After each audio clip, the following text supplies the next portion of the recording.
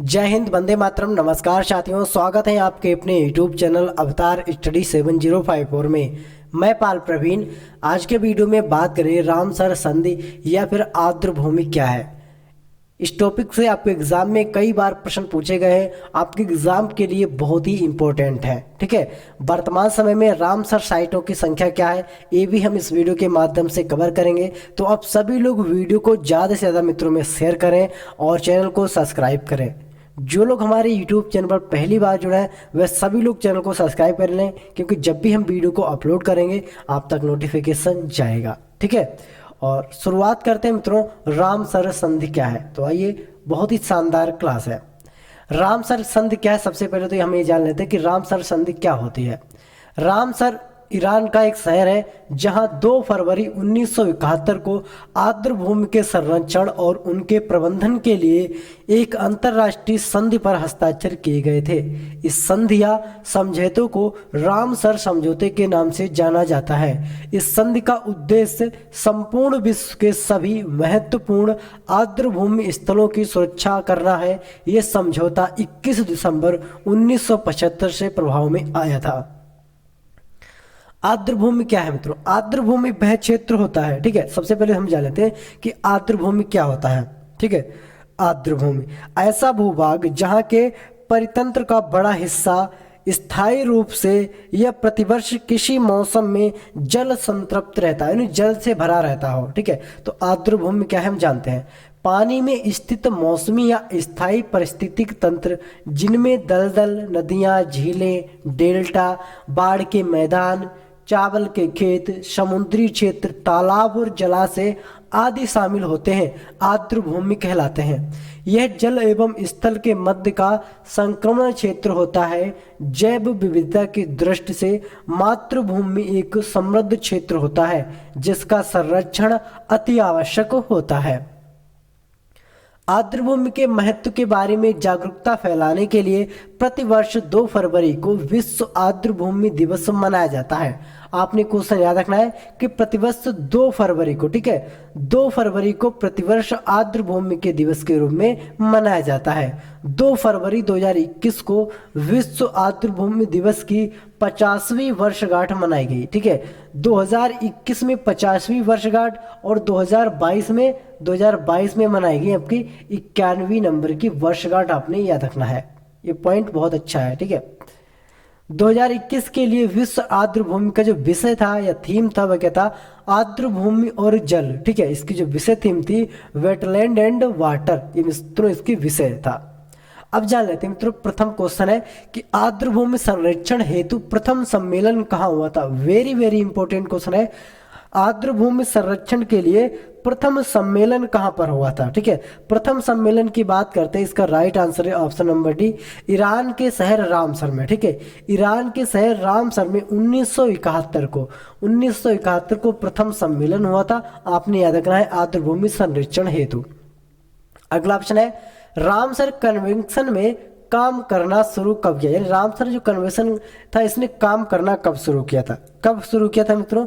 21 दिसंबर 1975 को ये अस्तित्व में आया था, यानी इसने काम करना शुरू कर दिया था। ठीक है, काम करना क्या कर दिया था मित्रों? शुरू कर दिया था 21 दिसंबर 1975 को। भारत में रामसर कन्वेंशन किस वर्ष में शामिल हुआ? वेरी इंपॉर्टेंट क्वेश्चन है। भारत रामसर कन्वेंशन में किस वर्ष शामिल हुआ? सभी लोग कमेंट करेंगे, भारत रामसर कन्वेंशन में किस वर्ष शामिल हुआ था? राइट आंसर है 1 फरवरी 1982 को। ठीक है, 1 फरवरी 1982 को भारत रामसर कन्वेंशन में शामिल होता। वर्तमान समय में बात करते हैं तो रामसर साइटों की संख्या भारत में कितनी है मित्रों? ये 75 संख्या हो गई, ये बढ़कर। ठीक है, बढ़कर संख्या कितनी हो गई? ये 75 रामसर साइटों की आपने याद रखना है। अगला ऑप्शन है वर्तमान में भारत में रामसर साइटों की कुल संख्या कितनी है? अभी हमने जस्ट बताया तो कितनी संख्या? 75 बढ़कर संख्या हो गई है वर्तमान समय में। ठीक है, वर्तमान समय में रामसर साइटों की संख्या भारत के अंदर 75 है।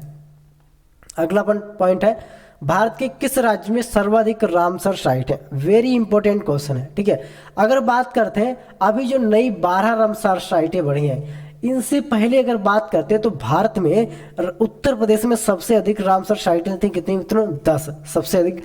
लेकिन वर्तमान में 12 रामसर साइटें अधिक बढ़ जाने के कारण तमिलनाडु में राज्य रामसर साइटों की संख्या कितनी हो गई है? 14 हो गई। तो वर्तमान में सबसे ज्यादा जो संख्या मित्रों में तमिलनाडु राज्य में है, 14। आपने याद रखना है, वेरी इंपॉर्टेंट क्वेश्चन है, ठीक है। अगला ऑप्शन है, भारत में सर्वाधिक आर्द्र भूमि वाला क्षेत्र कौन सा है? तो आर्द्र भूमि वाला जो क्षेत्र है भारत के अंतर्गत वह गुजरात है, ठीक है, गुजरात। ये पॉइंट आपने अच्छे से याद रखना है। और जिन लोगों ने अभी तक क्लास को शेयर नहीं किया है, चैनल को सब्सक्राइब नहीं किया, तो प्लीज एक बार क्लास को शेयर करिएगा और चैनल को भी सब्सक्राइब करिएगा। विश्व आर्द्र भूमि दिवस कब मनाया जाता है? वेरी इंपॉर्टेंट क्वेश्चन है। विश्व आर्द्र भूमि दिवस, तो राइट आंसर है 2 फरवरी को, ठीक है। 2 फरवरी को विश्व आर्द्र भूमि दिवस के रूप में मनाया जाता है। अगला ऑप्शन है, सबसे ज्यादा आर्द्र भूमि वाला देश कौन सा है? वेरी इंपॉर्टेंट क्वेश्चन है। सबसे ज्यादा आर्द्र भूमि देश वाला देश कौन सा है? राइट आंसर है ऑप्शन नंबर बी, ठीक है, यूके। और सबसे ज्यादा आर्द्र भूमि यहाँ पर 175 यानी 175 आर्द्र भूमि वाला देश है यूके। रामसर सूची में शामिल होने वाला प्रथम स्थल कौन सा है? वेरी इंपॉर्टेंट क्वेश्चन है। रामसर सूची में शामिल होने वाला प्रथम स्थल, राइट आंसर है कोबोगर्ग प्रायद्वीप, ठीक है। कोबोगर्ग प्रायद्वीप कहाँ पड़ता है? ऑस्ट्रेलिया में प्रथम स्तर पर शामिल होने वाला बना था। अगला ऑप्शन है, भारत का सबसे बड़ा आर्द्रभूमि स्थल कौन सा है? वेरी वेरी इंपॉर्टेंट क्वेश्चन है। भारत का सबसे बड़ा आर्द्रभूमि स्थल, राइट आंसर है ऑप्शन नंबर है सुंदरबन, ठीक है, जो कहाँ पड़ता है? पश्चिम बंगाल में। इसको सुंदरबन डेल्टा के नाम से जानते हैं और पश्चिम बंगाल में पड़ता है। भारत का सबसे छोटा आर्द्रभूमि स्थल कौन सा है? वेरी इंपॉर्टेंट क्वेश्चन है। सबसे छोटा आर्द्रभूमि स्थल कौन सा है? सभी लोग कमेंट करेंगे। राइट आंसर रहेगा इसका ऑप्शन नंबर सी, रेणुका, ठीक है। रेणुका जो है मित्रों, ये सबसे छोटा आर्द्रभूमि स्थल है। वेरी इंपॉर्टेंट पॉइंट है, आपने याद रखना है। भारत का एकमात्र कृत्रिम आर्द्रभूमि स्थल कौन सा है? एकमात्र कृत्रिम आर्द्रभूमि स्थल कौन सा है? सभी लोग कमेंट करेंगे। भारत का एकमात्र कृत्रिम आर्द्रभूमि स्थल कौन सा है? राइट आंसर है ऑप्शन नंबर डी, हरिके वैराज, ठीक है। एकमात्र कृत्रिम, कैसा है मित्रों? कृत्रिम है। और आर्द्रभूमि स्थल आपने याद रखना है, वेरी इंपॉर्टेंट प्रश्न है। अब जान लेते हैं मित्रों, भारत में आर्द्रभूमि का वर्गीकरण कैसे कैसे हुआ, इसके आधार पर कितने कितने जोड़े गए हैं, सभी की हम चर्चा करेंगे इस वीडियो में, ठीक है। और आप सभी लोग वीडियो को शेयर जरूर करिएगा।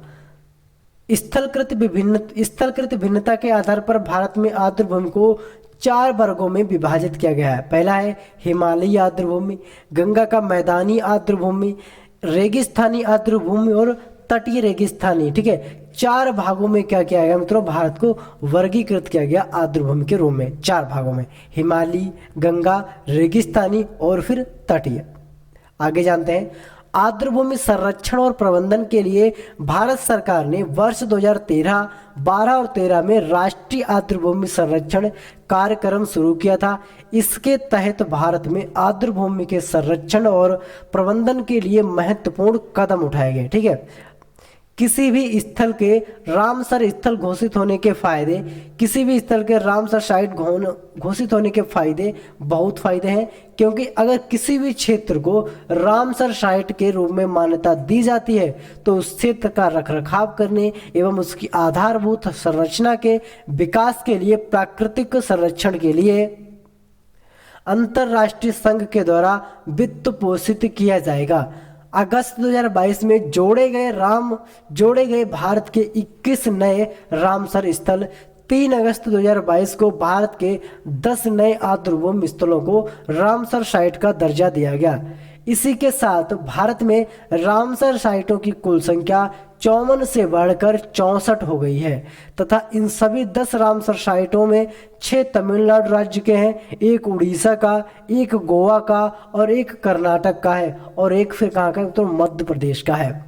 राज्य के थे, लेकिन 13 अगस्त 2022 को भारत के 11 और नए आर्द्रभूमि स्थलों को रामसर साइट का दर्जा दिया गया। इसी के साथ भारत में रामसर साइटों की कुल संख्या 64 से बढ़कर 75 हो गई है। इन सभी 75 रामसर साइटों की लिस्ट नीचे उपलब्ध कराई है। अब सभी लोग वीडियो को पूरा जरूर देखिएगा, ठीक है। सबसे पहले यहाँ पर हम जान लेंगे 2019 से पहले, ठीक है, 2019 से पहले भारत में रामसर साइटों की संख्या कितनी थी? तो 2019 से पहले कितनी थी? 26 थी भारत में, ठीक है। 2019 में सुंदरबन डेल्टा को जोड़ा गया, तब कितनी हो गई? तो यहाँ पर 27 हो गई थी, ठीक है। वर्ष 2015 में इसके वर्ष 2020 में 15 और क्षेत्रों को शामिल किया गया था, ठीक है, 15 और क्षेत्रों को शामिल किया गया था वर्ष 2020 में, तब संख्या बढ़कर कितनी हो गई थी मित्रों? 42 हो गई थी। ये पॉइंट आपने याद रखना है। फिर उसके बाद 21 में 5 और जोड़े गए, 5 और जोड़ने के बाद संख्या कितनी हो गई थी मित्रों? 47 हो गई थी। तो इसी तरह धीरे धीरे संख्या बढ़ती रही और 2022 में, अगस्त 2022 में ये संख्या कहाँ तक पहुँच गई मित्रों? ये संख्या पहुँच गई है 75, ठीक है, 75 तक पहुँच गई है। ये पॉइंट आपने बहुत अच्छे से याद रखना है। अब देख लेते हैं मित्रों सूची जो नीचे दे रखी है, ठीक है। पहले जो है मित्रों चिल्का झील, चिल्का झील जो कहाँ पड़ती है मित्रों? उड़ीसा में, और 1981 में इसको रामसर स्थल की सूची में जोड़ा गया। केवला देव राष्ट्रीय उद्यान राजस्थान में पड़ता है और इसको 1991 में रामसर साइट में जोड़ा गया था। लोकटक झील मणिपुर में पड़ती है और 1990 में इसको जोड़ा गया। बुलर झील की बात करते हैं जम्मू कश्मीर में, 1990 में इसको जोड़ा गया। हरिके झील की बात करते हैं तो पंजाब में पड़ती है और 1990 में इसको जोड़ा गया था। सांभर झील की बात करें राजस्थान में पड़ती है, 1990 में भी इसको जोड़ा गया था। कांझी झील पंजाब में पड़ती है, 2002 में इसको रामसर स्थल में जोड़ा गया। रोपड़ आर्द्रभूमि ये कहाँ पड़ता है? ये भी पंजाब में, और 2002 में इसको जोड़ा गया था। केलेरू झील की बात करते हैं आंध्र प्रदेश में पड़ती है, 2002 में रामसर स्थल में इसको जोड़ा गया था। दीपोर बिल की बात करते हुए असम में पड़ता है और 2002 में इसको भी जोड़ा गया था। पोंग बांध झील की बात करते तो हिमाचल प्रदेश में पड़ता है, 2002 में इसको भी रामसर स्थल में जोड़ा गया था। तसो मोमोरी झील, ठीक है, तसो मोमोरी झील लद्दाख में पड़ती है और इसको 2002 में जोड़ा गया था। अगला पॉइंट है अष्टमुंडी झील की बात करते केरल में पड़ती है, 2002 में इसको जोड़ा गया था। स्थम कोटा झील तो ये केरल में पड़ता है, 2002 में इसको जोड़ा गया। बेम्बनाड कोल और आर्द्रभूमि क्षेत्र इस केरल में पड़ता है, कहां पर मित्रों? केरल में, और 2002 में इसको जोड़ा गया था। अगला पॉइंट है भोज आर्द्रभूमि कहां पड़ती है? मध्य प्रदेश में, 2002 में इसको जोड़ा गया। भीतरकनिका की बात करते हैं तो उड़ीसा में पड़ती है और 2002 में इसको आर्द्रभूमि के रूप में शामिल किया गया था। पॉइंट कैलीमेरो, ठीक है, पॉइंट कैलीमेरो या बंजीब और पक्षी अभ्यारण्य की बात करें तो तमिलनाडु में पड़ता है, 2002 में इसको जोड़ा गया था। पूर्व कोलकाता आर्द्रभूमि तो पश्चिम बंगाल में पड़ता है, 2002 में इसको भी जोड़ा गया था। ये सभी पॉइंट इंपॉर्टेंट है, आप सभी लोग इनको नोट करते जाएंगे, ठीक है। चंदेर टल आर्द्रभूमि, ठीक है, चंदेर टल आर्द्रभूमि हिमाचल प्रदेश में पड़ता है, 2005 में इसको जोड़ा गया। रेणुका आर्द्रभूमि की बात करते हैं, ये भी हिमाचल प्रदेश में पड़ता है और 2005 में इसको जोड़ा गया था। होकेरा आर्द्रभूमि जम्मू कश्मीर में पड़ता है, 2005 में इसको जोड़ा गया। सुरिसर मानसर झील कहाँ पड़ती है? जम्मू कश्मीर में, और 2005 में इसको जोड़ा गया है। रुद्र सागर झील की बात करते हैं त्रिपुरा राज्य में पड़ती है, 2005 में इसको जोड़ा गया। ऊपरी गंगा नदी तो इसको उत्तर प्रदेश में पड़ती है, 2005 में इसको जोड़ा गया था। नाल सरोवर पश्चिमी अभ्यारण्य गुजरात में पड़ता है और 2012 में इसको जोड़ा गया था। सुंदरबन डेल्टा की बात करते हैं पश्चिम बंगाल में पड़ता है, 2019 में इसको जोड़ा गया। नंदूर मध्य महाराष्ट्र में पड़ता है, 2019 में इसको जोड़ा गया।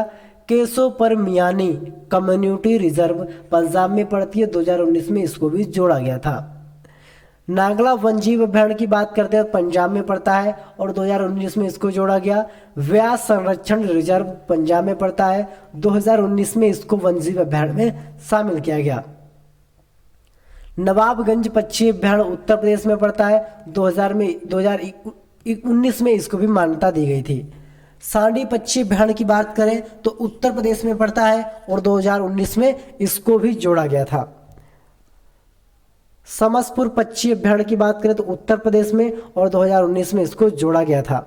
अगला पॉइंट है समन पक्षी अभ्यारण्य। समन पक्षी अभ्यारण्य की बात करते हैं तो उत्तर प्रदेश में पड़ता है, 2019 में इसको जोड़ा गया था। पार्वती आगरा पक्षी तो ये आपका पड़ता है उत्तर प्रदेश में, 2019 में इसको जोड़ा गया था। साइरस नावर झील उत्तर प्रदेश में पड़ती है, 2019 में इसको जोड़ा गया। आसन कंजवेसर, ठीक है, कंजरवेंशन इसको जोड़ा गया था, उत्तराखंड में पड़ता है, 2020 में इसको जोड़ा गया। काबर ताल झील कहाँ पड़ता है, बिहार में, 2020 में जोड़ा गया। लोनार झील महाराष्ट्र में है, 2020 में इसको जोड़ा गया। सुरु सरोवर झील उत्तर प्रदेश में पड़ती है, 2020 में इसको जोड़ा गया था। तसोकर आर्द्रभूमि कहाँ पड़ती है, लद्दाख में, 2020 में जोड़ा गया। माधवाना आर्द्रभूमि गुजरात में पड़ता है, 2021 में जोड़ा गया। लोथल झील वन्यजीव अभयारण्य की बात करते हैं तो कहाँ पड़ता है, गुजरात में, 2021 में इसको जोड़ा गया था। सुल्तानपुर राष्ट्रीय उद्यान हरियाणा में पड़ता है, 2021 में इसको भी जोड़ा गया था।